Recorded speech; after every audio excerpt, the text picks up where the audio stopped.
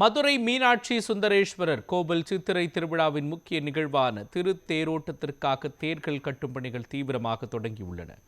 April 19ஆம் தேதி தொடங்கி 30ஆம் தேதி வரை நடைபெறும் திருவிழாவில் ஏப்ரல் 28ஆம் தேதி திருத்தேரோட்டம் நடைபெறவுள்ளது.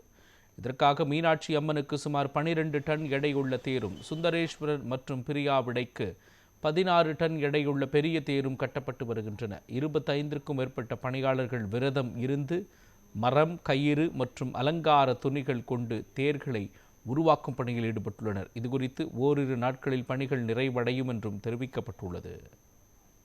நாங்கள் இந்த தேர் பணிகளை தொடர்ந்து மூதாதையர் காலத்திலிருந்து செஞ்சு வந்துக்கிட்டு இருக்கோம்.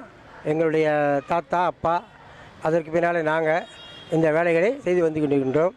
25 நாளுகளுக்கு முன்னால் இங்கே மூர்த்தக்கால் போட்டு அதற்குண்டான பற்றைகள் ஏற்றி தலையலங்கார சாமியை வணங்கி தலையலங்காரத்தை ஏற்றி மற்ற அதுக்கு தேவையான துணி அலங்காரங்களை செய்ய அந்த வேலை செய்து கொண்டிருக்கின்றோம்.